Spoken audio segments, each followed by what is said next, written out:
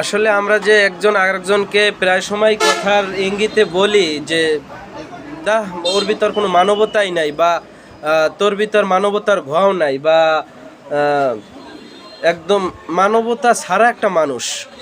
আসলে এই কথাটা যে আমি বললাম বা আপনি বললেন, যেই বলল, আসলে এই মানবতাটার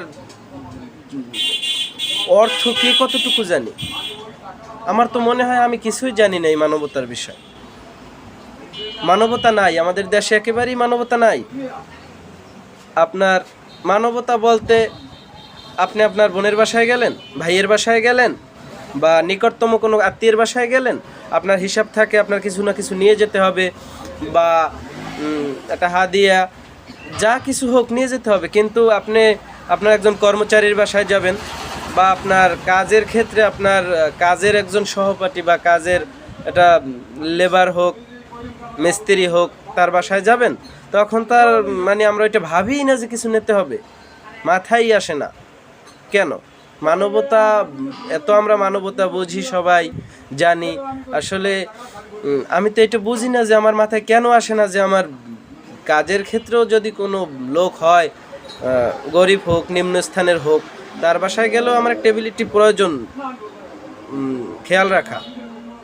হয়তো দেখা গেছে একেবারে আপনার অফিসের একজন পিয়ন, বা আপনার বাসার একজন কাজের মহিলা, বা বাসার একটা কাজের ছেলে, তার বাসায় আপনি যাবেন।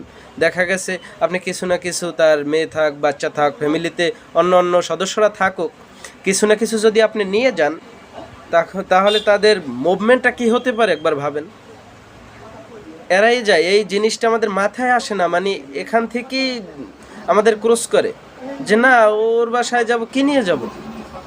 না, এরকম তো হতেই পারে না, মানে মাথায় তো আসে না, খালি হাতে চলে যাই। দেখা গেছে ওই জায়গায় যদি আমি একটা দুইটা চকলেট তার ছেলের জন্য, দুইটা চিপস নিয়ে গেলে, মানে মনটা উদার হয়ে যাওয়া, মনে করেন যে কী করবে কি না করবে এরকম। আসলে মানবতা বলতে, মানবতার কথা বলতে গেলে অনেক সময় প্রয়োজন, অনেক সময়। আর বুঝলে দুই একটা কথার মাধ্যমে অনেকে সংক্ষেপে বুঝতে পারে, কোনো সমস্যা নেই। তো আমরা সবাই কথার ক্ষেত্রে বলি মানবতা মানবতা।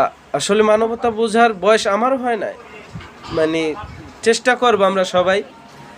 আসলে একটা মানুষ আমার কিছুর দ্বারা যদি খুশি হয়ে যায়, তার মনটা অনেক বড় হয়ে যায়, সেই ক্ষেত্রেই আল্লাহ তাআলা মনে করেন যে আল্লাহ তাআলা ওই লোকের উপর খুশি যেই লোকের উপর তার পাড়া প্রতিবেশী খুশি, তার নিকটতম আত্মীয় স্বজন খুশি।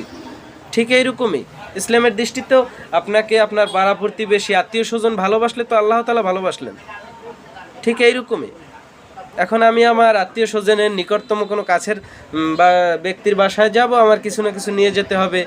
আর দেখা গেছে আমার বাসার কাজের মহিলা বা পিয়নের বাসায় যাব, তো যাব, কি নিয়ে যাবো? ওর সাথে আমার কাজ, জাস্ট কাজ, এরকম তো হতে পারে না। তাইলে তো মানবতা আমাদের মুখেই শোভা পায়, স্বভাবে না।